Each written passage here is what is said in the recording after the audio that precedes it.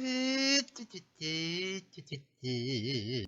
series of workshops about how to build virtual spaces for the virtual spaces like this, from like architecture through the 3D modeling, and then how do you run events in it. And we'll be announcing that, I think, Oh, Dave, next week. how are you? Each one of those Are you workshops will present? have a speaker like Alex Colon. Okay, looks like you've just signed in, but you're not. Sounds great. Maybe waiting for Yeah, things to we start. can Well, get anyway, going. hello there. I'm the artist in residence. Ari, how are you? And I think we're. Oh, you're planning to nodding in the start affirmative. I now, don't have your audio yet, so, which is quite so all right, but I 5 do know here, and then I think we'll kick off. that there's a person behind the avatar there. You're in the Bay Area? Yeah, I have a studio in the East Oh, Bay, and I hello live there. in kind of wine country. Like Greetings right back to you. Yes, don't worry. Get your settings corrected. Doing the old audio settings, do-si-do. People who still live in that area. I lived there Yeah. from Well, 98 to walk up and join us 2008. whenever you get things figured out. a lot of Glad to people have you here. who have all moved on. Where do you live now? Seattle. Seattle. Well, that's a good move. Oh, I can hear somebody typing though. Is that you, Dave? But I do miss San Francisco. Oh, no. This isn't when we haven't even started. You want interesting? No. This is a sort of gentrification of the metaverse. This is kind of a hipster warehouse. There was a bunch of cyberpunks here, but we built this, and they all cleared out because the metaverse property values are going up. So it means, I mean, good thing for the economy in general, not for the arts. No, I'm kidding, of course. I'm trying to make very complicated real estate jokes and definitely failing at it. But thank you for your patience. We should start just a moment. I did hear your typing, so you might have some keyboard access. I definitely heard something. Because I have that. And What do you use it for?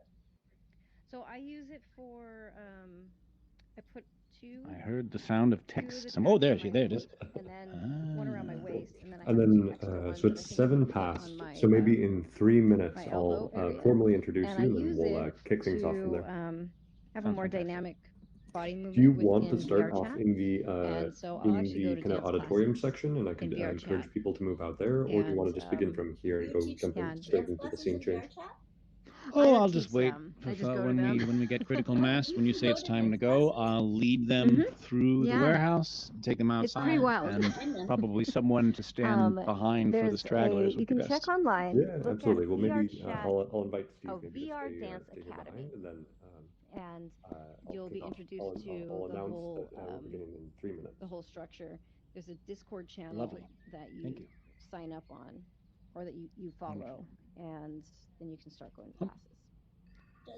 Is everyone wearing the Hello there. sensors? No, you don't have to wear them, but it's fun to wear them. But it's very inclusive.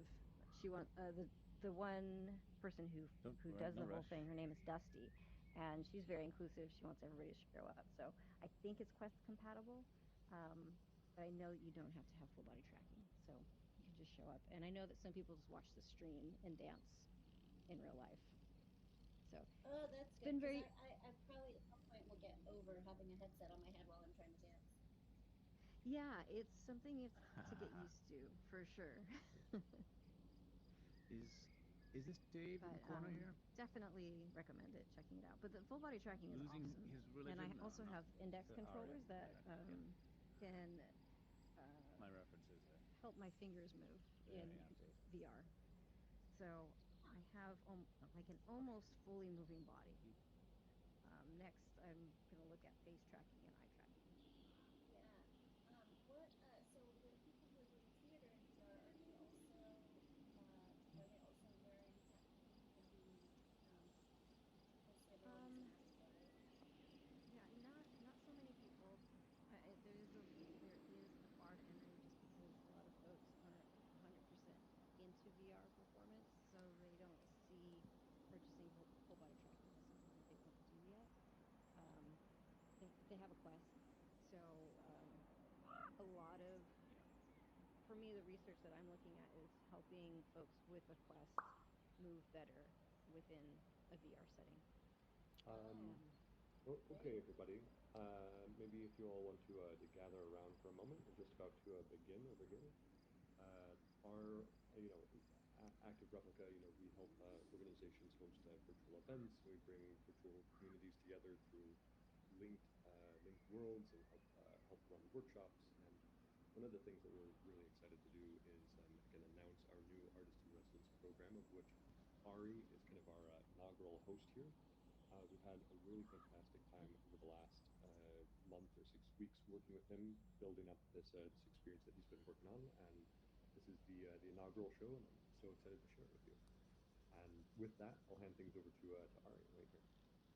Excellent. Thank you, everyone, and hello to the person who just disappeared.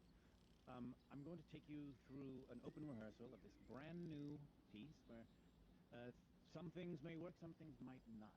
But I'm really excited because this is the first time anyone's going to actually lay eyes on it outside of Active Replicas. So let's all follow me, please, this way, and we're going to walk through the warehouse and out into the desert. This way, this way. Now, one thing you might want to practice is just a slow movement. So it's just if you're on a VR headset, then just the slightest touch. Oh, you're doing great. Yes, very smooth, very smooth. And if you're on a PC, this might be tedious. So sorry about that. Oh, I bumped into the wall. How embarrassing. All right. This way. All right, everyone hydrated? Good. Just kidding. It does not matter. Oh, here it is. It's me. Hello, everyone, and welcome. This is not the show. This is a little bit of a preamble to explain to you what we're doing here. Now, it's been really interesting working with Active Replica because, in my belief, the skills that VR highlights are something that is much, much older. And so if you look over here, this is what I actually look like. I do have legs, believe it or not, and I have to stay close to you when I'm talking. Yeah, just follow me this way. Excuse me. Yep, stay back there. So one of the things I'm just fascinated by was working with Joost Egermont during the default process of creating an avatar for Active Replica. And Active Replica, I think, was wonderful to choose the work of Joost. And as you can see, you're actually wearing his work right now. And all of you here are wearing the default avatar. But during that process, he actually made some things that we didn't get to use that I thought were so gorgeous, I got a little obsessed. And some of the influences that I had behind that were working on projects that were kind of like the Bauhaus, of wearing these large abstract shapes and the expression that you can get from a mask. So even going further back, some of the work that really brings some of the older work of mask is a French school named Lecoq that was created in the 50s. And I also had the privilege to work on Japanese theater with Chiori Miyagawa and studying kabuki and no and bunraku. And so let's all, if you don't mind me, come this way, and I have an avatar for you all to try on. So just head this way. As you can see, I try to make my movements match what I'm doing because we're not in a chat room. 3D space acts completely differently. So I'd like you, if you could, to choose this bottom right avatar here. Okay. What I'm wearing right now is one of the traditional no masks of an Oni demon. If you come over here by the mirror, you can actually see yourself using it. It's a little pixelated if you're in VR, but on desktop, it should be clear. So as you explore that, yeah, you can see it's got some interesting angles to it. Well, he's a demon, so he's not going to look pretty.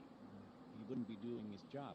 But you can notice that if certain angles, depending on how the shadows, which we don't have a lot of in the digital space, or if we have the processing, we can have it. But you see, he can look sad or he can look angry, depending.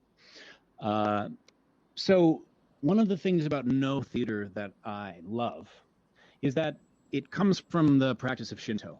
And so what that means is you're opening yourself up as a vessel. And so no performer, go this way. Oh, I'm flying, there we go. A no performer will spend hours in the dressing room meditating with the mask to allow themselves to be a vessel for the performance. And so the training of Japanese theater is very much like Japanese martial arts. We'll get to those guys in a second there. Just sort of ignore them. I know they're pretty active, but martial arts is all about economy of movement, and the work of a director called Suzuki really highlights that the work of an actor coming from the traditional Japanese theater background is talking about the invisible body. So what is that? That's the name of this event. Well, it's something that on the internet we've never had before. It is awareness of your breath. It is awareness of your balance and your control, and awareness of your movement. How's everybody's frame rate doing, by the way? If you're having a problem, you can change your settings and lower your amount of detail, because we may be heading into some choppy waters and some big environments.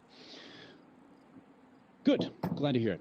So I wanted to practice with you something that I'm not going to be able to see for the folks in VR, and if you're on desktop at home, I recommend you try this, which is just about the incredibly slow walk that you do in Japanese theater, which is it's remarkably slow, which is you have your weight on both feet, keep your weight on your back foot, slowly slide your front foot forward while keeping all your weight on your back foot, and then when your foot is about just about half a meter in front of you, slowly shift your weight and then move your back foot in front of your foot. It takes a very long time for them to enter the stage. But what they're really thinking about is how are you maximizing your body and your breath on the stage so that you can have the maximum amount of expression. Just like martial arts, it's basically treating a live performance as if it were life or death, which I think is fascinating. So let's move to our next avatar here. Often this is called a neutral mask. That'll be the top right avatar. Oh no, not that one quite yet. So who is on Dave? I see you were on desktop computer, correct? Correct. Okay. So I was actually expecting more people to be on desktop. Interesting. So Dave, I really want you to be a mirror here, because in mask work, you wear a mask typically to actually reveal more about the body. You're wearing a mask because there's so much distracting. Oh, we've got somebody in the lobby. Does anyone want to go find them? Stephen, would you like to go fetch them and bring them out here? Lovely. So, excellent. Thank you, Dave. I see you are nodding in the affirmative. Wonderful digital puppetry of your floating head. Very expressive. So you wear a mask to reveal the body, as you say, and limit the kind of information so that the empathy inside of your body can resonate more deeply with the performer. And in VR, we don't even have a full body. We don't have full body rigging right now. We just have the head and the hands. So as you can see, if I turn my head this way, my whole body follows. If I move like this, I cannot get this expression. But we're even more limited. So Dave and anyone else who's on PC, I'm really relying on you as a feedback mechanism, so that you can tell us, does it look like that I am, as this amorphous strange being, does it look like I'm feeling something, or are you confused? Because we all have this internal temperature when we're watching a performer on stage, that if something is moving in a way that is not using awareness of that invisible body, it looks just like a bunch of crazy movement and means nothing. However, if you actually move, everyone come with me and explore this mask. If you move slower, and it's really a lot slower. Interestingly, VR time that they found scientifically moves slower. That people actually underestimate the time they've been in VR. because it's so interesting. And time is just a concept anyway. But it's the same thing for puppetry and mask. You have to move about a third or 2/3 slower than you would normally to be able to have the audience feel the kind of things you want them to feel from your movement. So so let's practice that. I want you to practice if you can, and Dave, it would be great if you could partner with somebody. I want you to practice.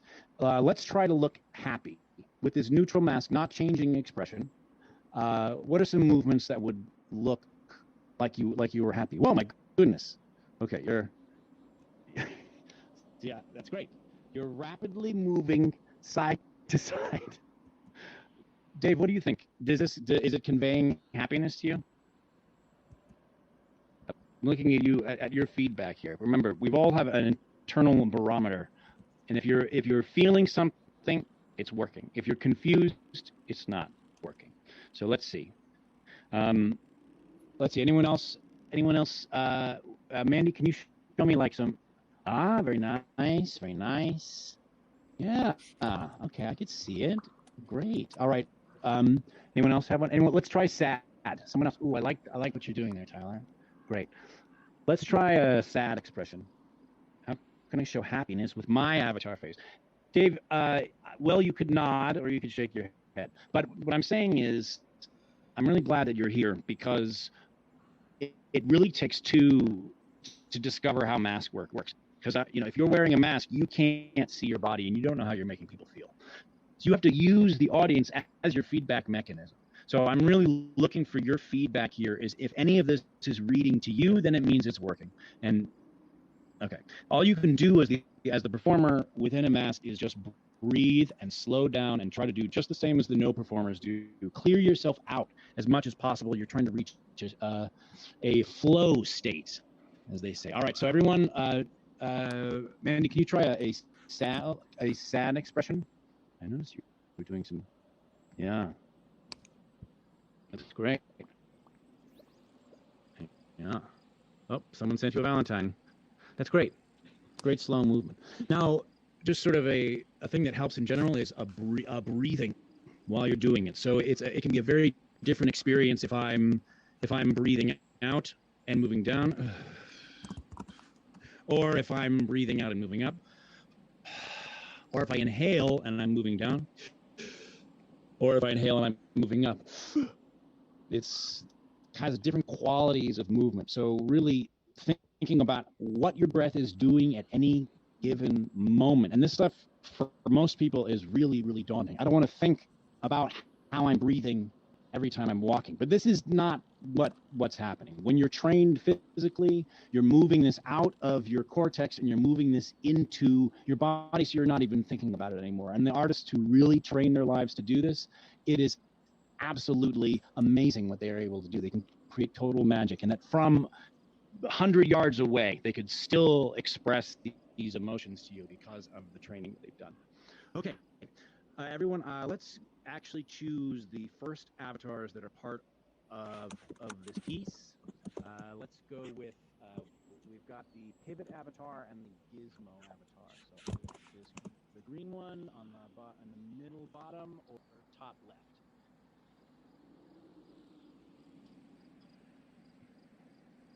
Excellent. So as you can see, these are the same avatars that we've got here in this running animation of these guys right here. Now, the thing that makes VR fundamentally different from any other kind of communication on the internet is that we all have virtual space. We are simulating virtual space together, and it's weird. It's weird to be here, and so. It's like, oh, sit there. Someone just, Odette just took a little crab walk just right through my body, and it's disorienting. So there are kind of agreements that we have IRL. So how close we are together really determines how we feel, and it determines what part of our brain that we're using. So I want to just do an exercise. Pair up for the person you're standing closest to right now, and just take a moment and walk towards the other person and pay attention to your internal feelings and see if at what I want to see is, do you feel different at a certain point when you get closer together? Is there a certain point where it starts to feel a little bit uncomfortable? Yes. Interesting. So about where? Can you demonstrate exactly where it starts to? I would say when the circle around Odette's avatar is kind of getting close to my circle. Gotcha. That's when I feel like a little uncomfortable. And then when I get here, it's like my brain has accepted I am just walking through them. But until that point, it feels like I should move back. I think it feels less intimate from the desktop than if I was in the headset. Oh yeah, for sure.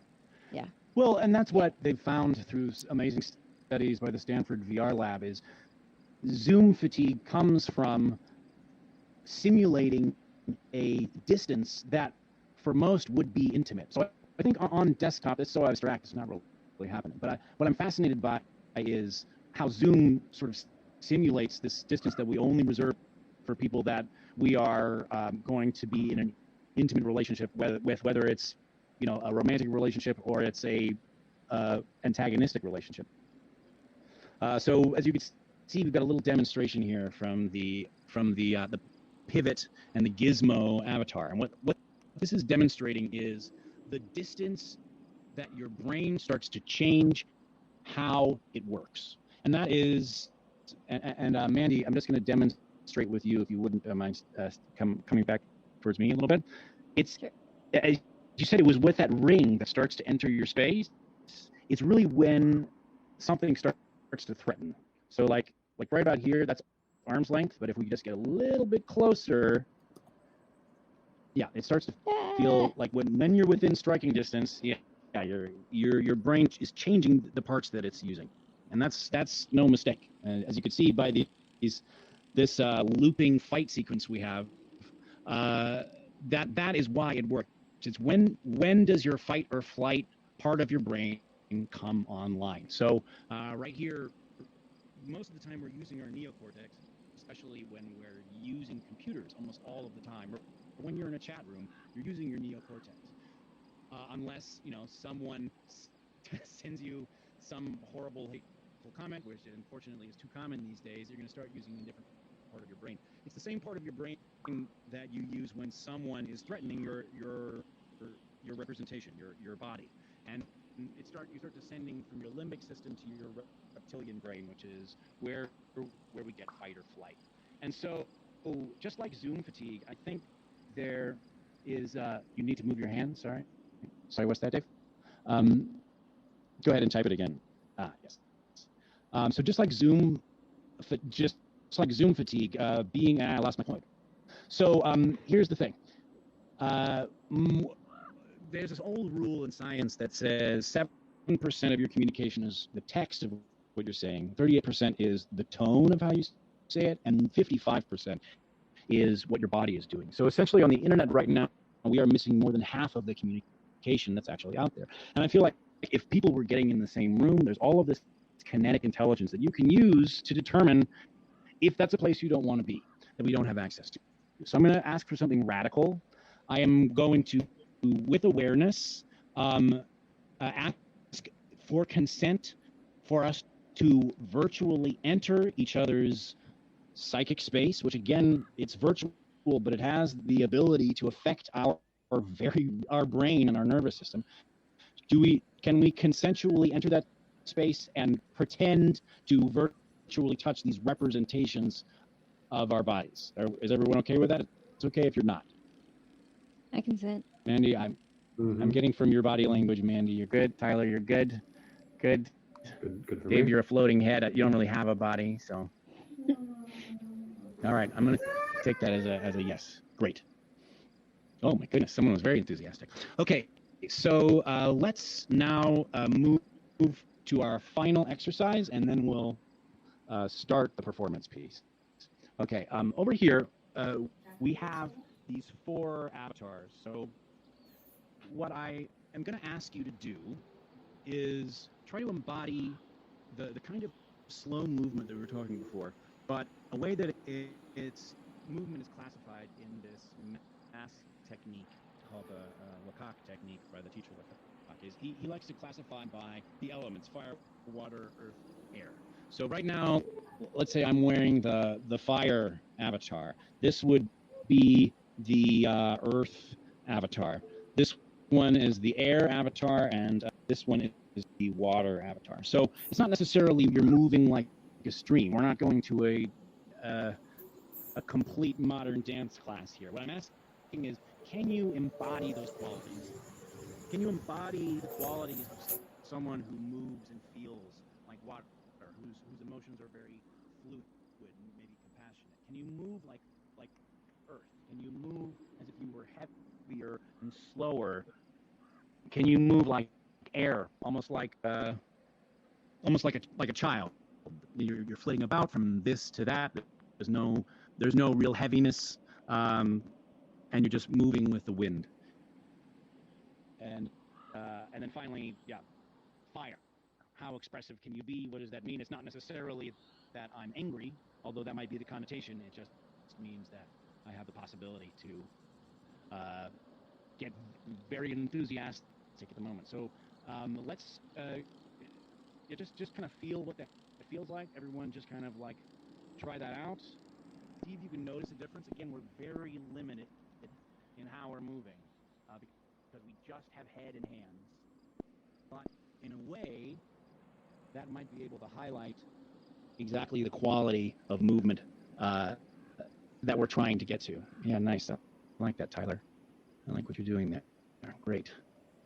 Okay. All right, now we're about to go into, well, let me talk a little bit more about why I love VR, because I think that we've been limited in our use of communication technology to text-based or video-based. It's all been two-dimensional up until now, and what they find is that two-dimensional media is really good for stoking the dopamine system. In fact, it's really suited for it, and you can get people.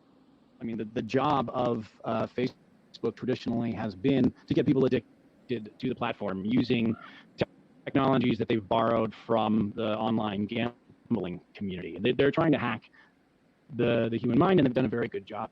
But there's a different kind of pleasure molecule called serotonin, and serotonin cannot be abused, and it cannot be affected by 2D media. Serotonin is really the stabilizing, what's called the if dopamine is pleasure, serotonin is happiness. So serotonin can only be actually stoked by group activity, having a community, doing something together.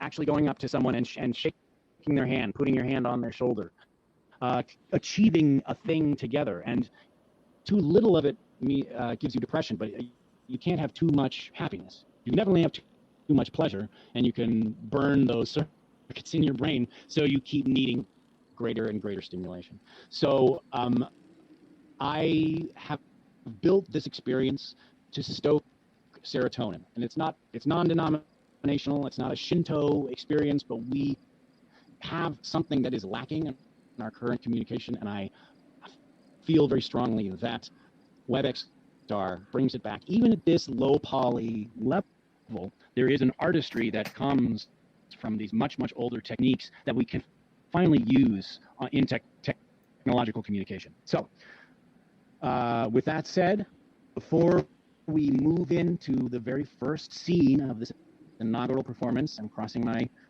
appendages to make sure, hoping that it works correctly. Are there any questions? Anyone who missed anything? Great. I guess I was totally clear. That'll be a first. No? All right. Well, someone sent me a Valentine then. All right. Since there are no questions, everyone, this is your final chance. Oops, someone's angry or made a mistake. Everyone, this is your final chance to choose what you are going to embody as your character for this show. Are you going to choose the slow plotting efficiency of an engineer? Are you going to choose the playfulness of a child or the compassion of a parent? Go ahead. Give that one final chance to change, and then go ahead, Stephen, take us to C1.